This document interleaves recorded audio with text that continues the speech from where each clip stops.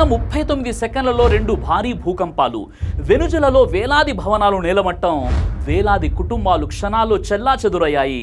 అదే సమయంలో జపాన్, అమెరికాలో కూడా భూమి కంపించింది. ఇది కేవలం ప్రకృతి విపత్తేనా లేక మానవాళికి ఒక హెచ్చరికనా? ఇలాంటి విపత్తుల గురించి ఇస్లాం ఏం చెబుతుంది? దేవుడు ఎందుకు ఇలాంటి సంఘటనలను అనుమతిస్తాడు? ఈ వీడియోను చివరి వరకు చూడండి. కొన్ని నిజాలు మీ ఆలోచననే మార్చేస్తాయి.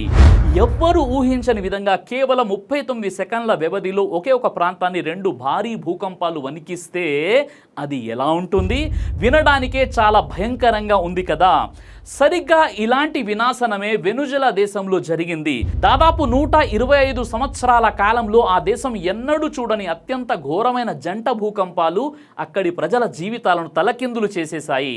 అసలు ఈ జంట భూకంపాలు అంటే ఏమిటి? అక్కడ ఎంత నష్టం జరిగింది? తాజాగా అందుతున్న సమాచారం ఏంటో తెలుసుకుందాం.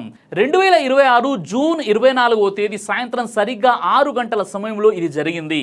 ఆ రోజు వెనుజులాలో జాతీయ సెలవు దినం కావడంతో ప్రజలంతా హాయిగా ఇళ్లలోనే ఉన్నారు.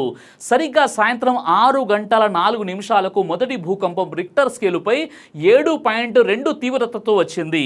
అందరూ భయంతో ఇళ్లలో నుంచి బయటకు పరుగులు తీస్తుండగానే సరిగ్గా 39 సెకండ్ల వ్యవధిలో అంతకంటే చాలా పెద్దదైన 7.5 తీవ్రతతో రెండో భూకంపం విరుచుకుపడింది. సైన్స్ భాషలో దీన్ని సిస్మిక్ డబుల్ లేదా జంట భూకంపాలు అంటారు. సాధారణంగా భూకంపం వచ్చిన తర్వాత చిన్న చిన్న ప్రకంపనలు వస్తాయి. కానీ ఇక్కడ 2 భారీ భూకంపాలు ఒకదాని వెంట ఒకటి వచ్చాయి. మొదటి భూకంపం వల్ల బలహీనపడినటువంటి ఇల్లు మరియు పెద్ద పెద్ద అపార్ట్మెంట్లు రెండో భూకంపం దెబ్బకు పేక మేడల్లా కుప్పకూలిపోయాయి. ఈ జంట భూకంపాల వల్ల వెనుజులా రాజధాని కారాకస్ మరియు తీర ప్రాంత నగరమైనటువంటి లాగువైరా పూర్తిగా శ్మశాన వాటికల్లా మారిపోయాయి.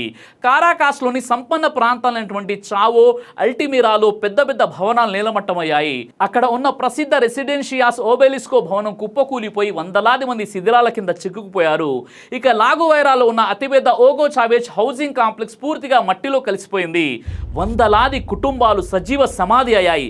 దేశంలోనే అతిపెద్దదైన సిమోన్ బోలివర్ అంతర్జాతీయ విమానాశ్రయం కూడా తీవ్రంగా దెబ్బతినడంతో అధికారులు దాన్ని పూర్తిగా మూసివేసేశారు.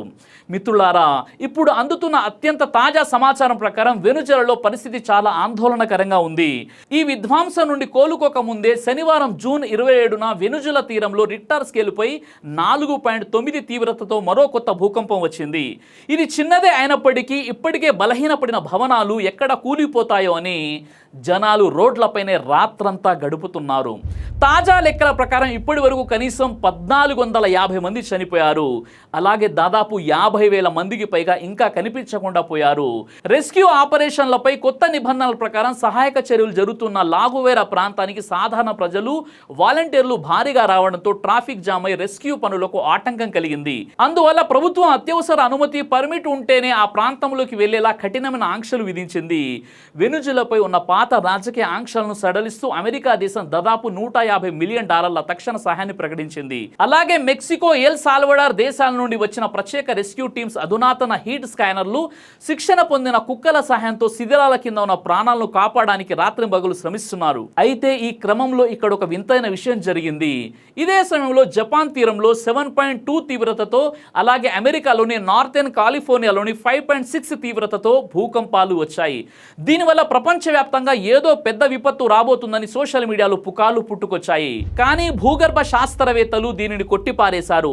ఈ 3 ప్రాంతాలు వేర్వేరు టెక్టోనిక్ ప్లేట్లపై ఉన్నాయని, ఈ భూకంపాలన్నీ ఒకేసారి రావడం కేవలం ఒక యాదృచ్ఛికం మాత్రమే అని శాస్త్రవేత్తలు స్పష్టం చేశారు. అయితే ఇస్లాం ప్రకారం భూకంపాలు కేవలం భౌగోళిక మార్పుల వల్ల మాత్రమే రావు. వాటి వెనక అల్లా యొక్క సంకల్పం, హెచ్చరిక మరియు మానవాళికి ఒక సందేశం దాగి ఉంటుంది. మనుషులు పాపాల్లో మునిగిపోయినప్పుడు, అల్లా పట్ల భయం కోల్పోయినప్పుడు వారిని హెచ్చరించడానికి, తమ తప్పులను తెలుసుకొని సరైన మార్గంలోకి రావడానికి అల్లా ఇలాంటి విపత్తులను సంకేతాలుగా పంపుతాడు.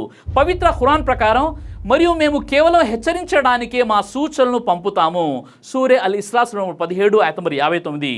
అలాగే ఖురాన్లో మరో ఆయతులో చెప్పండి, అల్లా మీపై నుండి, ఆకాశం నుండి లేదా మీ కాళ్ళ క్రింద నుండి భూకంపాల ద్వారా శిక్షను పంపగల సర్వసమర్థుడు. సూరే అల్ అనామ్ 6:65. ఈ వచనం అవతరించినప్పుడు ప్రవక్త ముహమ్మద్ సల్లల్లాహు అలైహి వసల్లం వారు, ఓ అల్లాహ్, నీవు నా కాళ్ళ క్రింద నుండి శిక్షను పంపకుండా నీ శరణు వేడుకుంటున్నానని ప్రార్థించారు. సహీహ్ బుఖారీ. అంతిమ దినం సమీపించే కొద్దీ భూమిపై పాపాలు అన్యాయాలు పెరిగిపోతాయని, దానికి సూచనగా భూకంపాలు విపరీతంగా పెరుగుతాయని ప్రవక్త ముహమ్మద్ సల్లల్లాహు అలైహి వసల్లం వారు ముందే హెచ్చరించారు. హదీస్ ప్రకారం ప్రవక్త సల్లల్లాహు అలైహి వసల్లం వారు ఇలా అన్నారు: జ్ఞానం అంటే ఇల్ము తీసివేయబడే వరకు, భూకంపాలు విపరీతంగా పెరిగిపోయే వరకు, కాలం వేగంగా గడిచిపోయే వరకు మరియు హత్యలు ఎక్కువయ్యే వరకు అంతిమ దినం ఖియామత్ రాదు అని ప్రవక్త వారు చెప్పారు. సహీహ్ బుఖారీ హదీస్ నంబర్ 1036. అయితే భూకంపం సంభవించినప్పుడు అది ఒకేసారి అందరినీ ప్రభావితం చేస్తుంది. అయితే ఇస్లామిక్ విశ్వాసం ప్రకారం ఇందులో ఇద్దరికి వేర్వేరు ఫలితాలు ఉంటాయి. దైవ ఆదేశాలను ధిక్కరించి భూమిపై అరాచకాలు సృష్టించే వారికి ఇటువంటి భూకంపాలు ఇహలోకంలోనే లభించే అల్లా ఆగ్రహానికి శిక్షకు అవి నిదర్శనం. గతంలో సమూద్, లూతు జాతుల ప్రజలు తమ పాపాల కారణంగానే భూకంపాలు మరియు ప్రకృతి విపత్తుల ద్వారా నాశనమయ్యారని ఖురాన్ స్పష్టం చేస్తుంది. ఇటువంటి విపత్తులలో మరణించే విశ్వాసులకు ఇది దైవం వైపు నుండి ఒక పరీక్ష. ఇందులో చనిపోయిన విశ్వాసుల పాపాలను దైవం క్షమించి వారికి పరలోకంలో అత్యున్నత హోదాను ఇస్తాడు.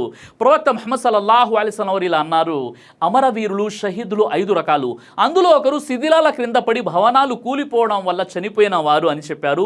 సహీహ్ బుఖారీ హదీస్ నంబర్ 2829. భూకంపాలు వచ్చినప్పుడు కేవలం భయపడి పారిపోవడం మాత్రమే కాదు, కొన్ని ముఖ్యమైన పనులు చేయాలని ప్రవక్త ముహమ్మద్ సల్లల్లాహు అలైహి వసల్లం వారు సూచించారు. మన పాపాలే ఇటువంటి విపత్తులకు కారణం కావచ్చని గ్రహించి వెంటనే అల్లా వైపు మళ్ళాలి.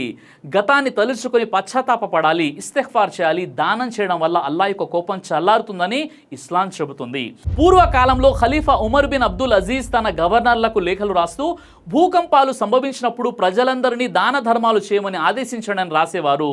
అల్లా మనల్ని, మన కుటుంబాలను మరియు మానవాల్ని ఇటువంటి భయంకరమైన శిక్షల నుండి కాపాడాలని నిరంతరం వేడుకోవాలి. వెనుజులలో జరిగిన ఈ ఘోర విపత్తు కేవలం ఒక వార్త మాత్రమే కాదు, అది సజీవంగా ఉన్న ప్రతి ఒక్కరికి ఒక హెచ్చరిక. ప్రాణం ఎప్పుడు పోతుందో ఎవరికి తెలియదు. కాబట్టి కాలం మించిపోక ముందే మన సృష్టికర్త అయిన దైవం వైపునకు మళ్ళీ సన్మార్గంలో నడవడానికి ప్రయత్నిద్దాం. మనలో ఉన్న పగ, ప్రతీకారాలు, అహంకారాలను సమాధి చేసి మానవత్వంతో మంచి పనులతో జీవితం గడుపుదాం. జై హింద్. దైవ ప్రవక్త ముహమ్మద్ సల్లల్లాహు అలైహి వసల్లం వారు తెలియజేశారు: కడుపుకు సంబంధించిన అన్ని రకాల వ్యాధులకు అద్భుతమైన ఔషధం తలిబిన. ఇది దైవ ప్రవక్త వారి సున్నత్, మంచి ఆహారం, ఇమ్యూనిటీ బూస్టర్. ఇందులో షిఫా ఉంది. ఇది మంచి ఔషధంగా కూడా పనిచేస్తుంది. కాబట్టి పిల్లలు అయినా పెద్దలు అయినా ఎవరైనా దీనిని ఉపయోగించవచ్చు. ఇందులో ఎలాంటి సైడ్ ఎఫెక్ట్ లేదు. ఖురాన్లో దైవం తెలియజేశాడు: తేనెలో మీకు స్వస్థత ఉంది. కాబట్టి స్వచ్ఛమైనటువంటి ఫారెస్ట్ హనీ కోసం మీరు సంప్రదించండి. అలాగే పురుషుల స్టామినా కోసం తయారు చేయబడినటువంటి హల్వా, ఇది అన్ని రకాల లైంగిక సమస్యలను దూరం చేసి వీర్య కణాల ఉత్పత్తికి సహాయపడుతుంది. మీ దాంపత్య జీవితాన్ని మరింత సంతోషకరంగా, ఆత్మవిశ్వాసంతో నింపడంలో సహాయపడుతుంది. మరో విషయం, ఇక డయాబెటీస్తో కేవలం మేనేజ్ చేస్తూ బ్రతకాల్సిన అవసరం లేదు. డయా కంట్రోల్ సప్లిమెంట్ కేవలం బ్లడ్ షుగర్ను తాత్కాలికంగా తగ్గించడం కాదు, డయాబెటీస్ అసలు కారణంపై పనిచేస్తుంది. అలాగే మన శరీరాన్ని నిశ్శబ్దంగా నాశనం చేసే ప్రమాదాల్లో కొలెస్ట్రాల్ ఒకటి. చెడు కొలెస్ట్రాల్, గుండె సమస్యలు మీ దగ్గరకు రాకుండా ఈ లిపిడ్ కంట్రోల్ అద్భుతంగా పనిచేస్తుంది. ఇందులో ఎలాంటి సైడ్ ఎఫెక్ట్స్ లేవు.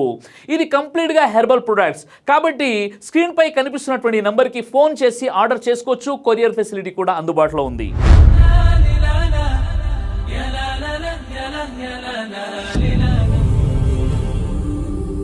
బ్రదర్ సిరాజ్ అని యూట్యూబ్ ఛానల్ని మీరు సబ్స్క్రైబ్ చేసినట్లయితే ఇన్షాల్లా దైవచిత్తం అయితే మీకు వీడియోస్ వస్తుంటాయి. అదేవిధంగా బ్రదర్ సిరాజ్ అనేటటువంటి ఫేస్బుక్ని కూడా లైక్ చేయడం వల్ల మీకు వీడియోస్ వస్తుంటాయి.